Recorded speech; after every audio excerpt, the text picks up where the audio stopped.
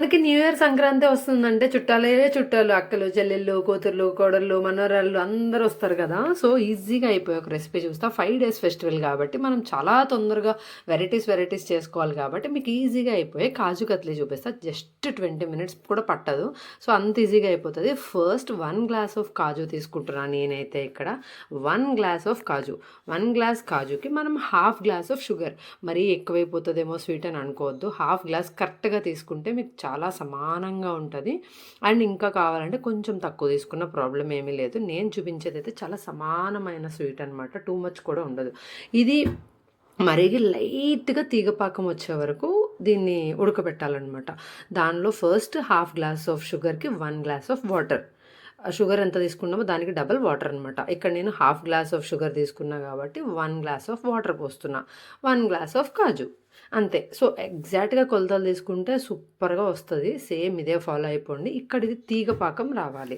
So తీగ పాకం వచ్చేలోపు మనం ఏం చేద్దామంటే కాజుని మిక్సీ చేసేసుకుందాం. సో కాజు డైరెక్ట్గా ఎంత కావాలంటే క్వాంటిటీ అంత తీసుకొని డైరెక్ట్గా మిక్సీ చేసేసుకోవచ్చు. ఇక్కడ నేనైతే 1 glass తీసుకున్నా. అండ్ ఫైన్ పౌడర్ అవ్వాలి. మరీ ఎక్కువ మిక్సీ చేస్తే ఏమవుతుందంటే పేస్ట్ అయిపోయి లైట్గా ఆయిలీగా అయిపోతుంది. సో ఫైన్ పౌడర్ అయిపోయే వరకు మిక్సీ చేస్తే చాలు. 2 సార్లు 3 సార్లు తిప్పితే నీట్గా ఫైన్ పౌడర్ అయితే అయిపోతుంది. చాలా త్వరగా అయిపోతుంది. మంచి టేస్టీ రెసిపీ పక్కా ట్రై చేయండి. అండ్ ఈలోపు ఇక్కడ పాకం అయితే అవుతూ ఉంది. సో పాకం అవ్వడానికి ఒక 5-6 minutes అయితే ఈజీగా పడుతుంది. ఎందుకంటే ఆ షుగర్ మొత్తం మెల్ట్ అవ్వాలి కాబట్టి. సో లైట్గా తీగ పాకం వస్తే చాలు. ఇక్కడైతే ఆల్మోస్ట్ ఈ పౌడర్ రెడీ అండ్ పాకం కూడా ఆల్మోస్ట్ అయిపోవచ్చింది. అండ్ హైలో పెట్టి అస్సలు చేయకూడదు. కాజు కత్లీ మొత్తం చాలా లో ఫ్లేమ్లో పెట్టుకునే చేసుకోవాలి. లో ఫ్లేమ్లో పెట్టుకొని చేసుకుని మనకు 20 minutes అయితే పక్కా సరిపోతుంది. అండ్ మీ దగ్గర బటర్ పేపర్ ఉంటే ముందుగానే తీసుకొని పెట్టుకోండి. బటర్ పేపర్ లేకపోతే ఒక ప్లేట్ కూడా తీసుకొని రెడీగా పెట్టుకోండి. అండ్ నెక్స్ట్ ఇక్కడ పాకం అయిపోయింది కదా. పాకం చెక్ చేసేసుకొని నేనైతే ఈ కాజు పౌడర్ అందులో వేసి కొంచెం కూడా వేస్ట్ చేయం కాబట్టి దులిపి వేసేసా. వేయగానే జాబ్ స్టార్ట్. తిప్పి అలా తిప్పుతూ ఉండాలన్నమాట. ఆ కన్సిస్టెన్సీ దగ్గరకు వచ్చేసి ఆల్మోస్ట్ మనకు చపాతీ పిండి కన్సిస్టెన్సీ వచ్చే వరకు తిప్పాలి. ఇక్కడ కూడా ఒక 5 minutes అయితే ఈజీగా పడుతుంది. 5 to 6 minutes ఈజీగా పడుతుంది మీ క్వాంటిటీ బట్టి. సో చాలా లో ఫ్లేమ్లోనే చేసుకోవాలి. హై ఫ్లేమ్లో అయితే అస్సలు చేసుకోకండి. సో ఇప్పుడు అప్కమింగ్ ఫెస్టివల్స్లో ఇన్ని రోజులు ఏం చేయాలని అస్సలు కంగారు పడకండి. మనకి షుగర్ అండ్ కాజు ఉంటే చాలా ఈజీగా చాలా ఒక ½ an hour లోపే అయిపోతుంది నీట్గా. అసలు షాక్ కూడా అవుతారనమాట. ఏంటి ఇంత ఫాస్ట్గా చేసేసామా ఈ స్వీటా అని చెప్పి. ఎందుకంటే అందరికీ ఫేవరెట్ స్వీట్ కాబట్టి.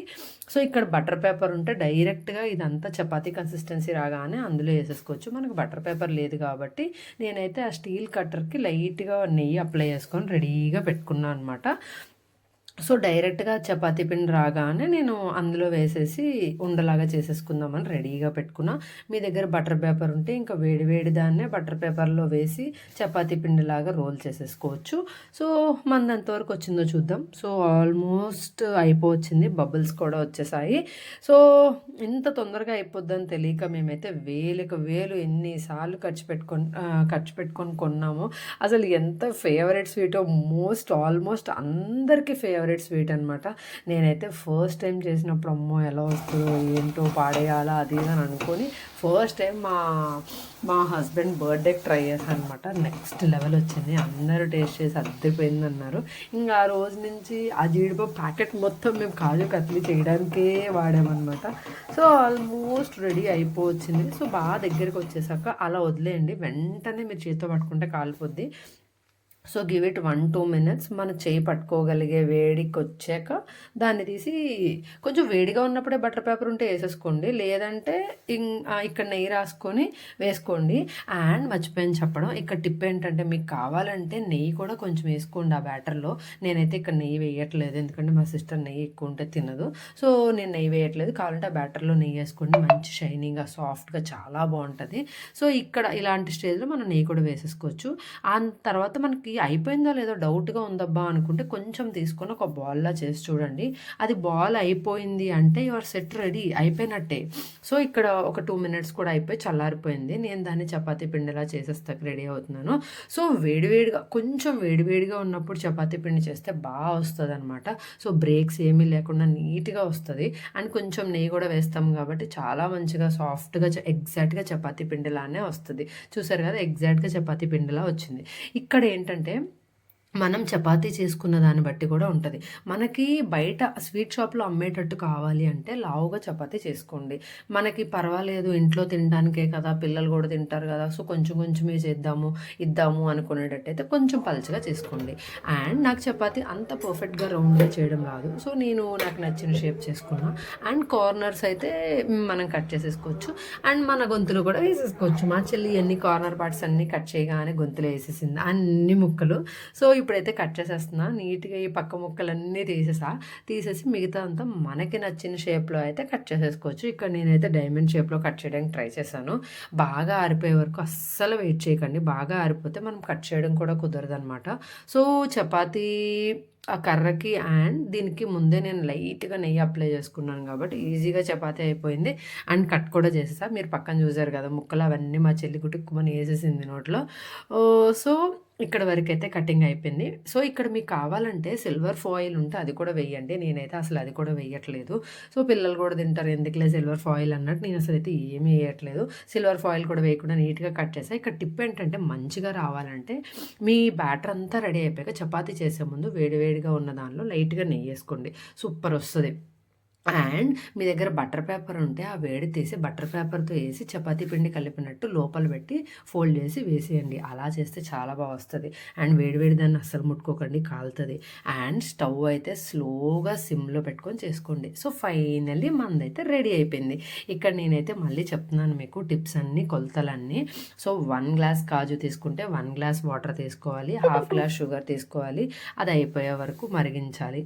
సో, అయన్నీ లో ఫ్లేమ్‌లోనే చేయాలి. ఇవన్నీ కరెక్ట్‌గా ఫాలో అయితే చాలా మంచిగా వస్తాయి. సో, కొంచెం మందంగా చేసుకుంటే లావు పీసెస్ వస్తాయన్నమాట. సో, ఈ ఫెస్టివల్ 5 రోజులు ఉంటది. 5 స్వీట్లు చేయాలని అస్సలు కంగారు పడకండి. ఈ స్వీట్ చేస్తే పక్కా సూపర్‌గా టర్న్ అవుట్ అవుతది. అండ్ చేసి వాళ్ళకి పెడితే వాళ్ళు కూడా ఫుల్ ఖుషి అవుతారు. ఎందుకంటే మా ఇంట్లో అందరికీ నచ్చిందనమాట ఈ స్వీట్. ఎలా చేయాలి అని అడిగారు. చాలా తొందరగా అయిపోద్దబ్బా! వేలకు వేలు ఖర్చు పెట్టకుండా ఈ ఫెస్టివల్‌కి ట్రై చేయండి. ట్రై చేసి ఎలా ఉందో చెప్పండి. సరే మా చెల్లికి టేస్ట్ అయితే చూపించి ఎలా ఉందో అడుగుదాం. సో, ఫైనల్లీ మన డెలీషియస్ కాజు కత్లీ అయితే రెడీ.